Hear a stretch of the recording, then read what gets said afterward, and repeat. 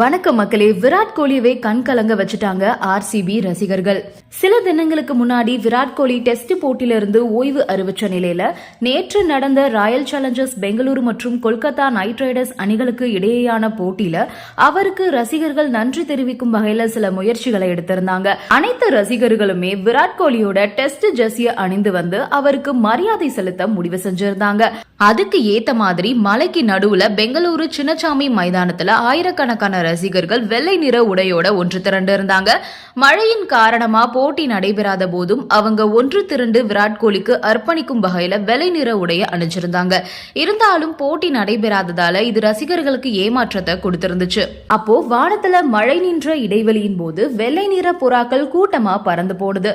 அத பல பேரும் வீடியோ எடுத்து பறவைகளும் விராட் கோலிக்கு டெஸ்ட் போட்டியில இருந்து ஓய்வு பெறுவதற்கு மரியாதை செலுத்தியிருக்காங்க அப்படின்னு கூறி வந்தாங்க.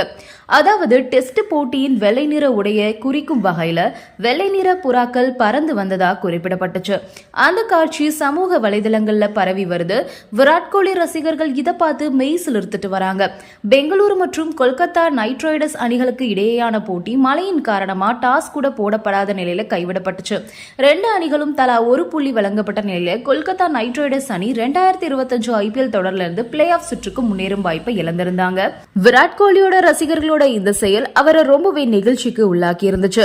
மழையால மேட்ச் நடக்காம போயிருந்துச்சுன்னு ஏமாந்து போன ரசிகர்களுக்கு விராட் கோலி அதே ஒயிட் ஜெர்சியை அணிந்து வந்து ரசிகர்களுக்கு உற்சாகத்தை ஏற்படுத்தினாரு.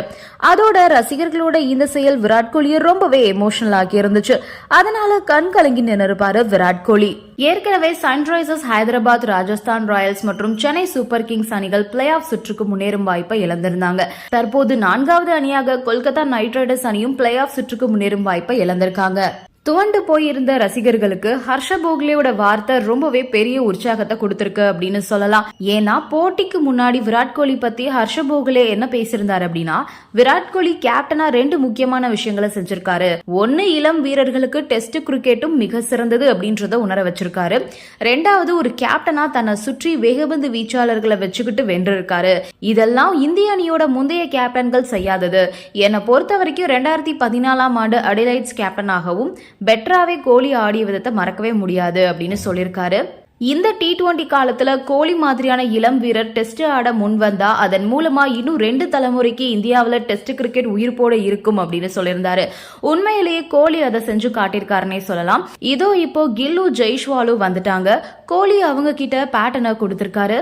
டெஸ்ட் கிரிக்கெட்டோட மகத்துவத்தை கோலி உணர்த்தல அப்படின்னா இந்த வீரர்கள் இந்தியாவுக்காக டெஸ்ட் ஆட வந்திருப்பாங்களா அப்படின்னு தெரியாது. டெஸ்ட் கிரிக்கெட் நீண்ட காலமா அபாய நிலையில இருக்கு. அதுக்கு விராட் கோலி மாதிரியான தூதுவர்கள் ரொம்பவே முக்கியம் அப்படின்னு பேசியிருந்தாரு ஹர்ஷ போக்லே. இந்த வார்த்தை விராட் கோலியோட துவண்டு போன ரசிகர்களுக்கு ஒரு உற்சாகத்தை கொடுத்திருந்துச்சு அப்படின்னே சொல்லலாம். நன்றி, வணக்கம்.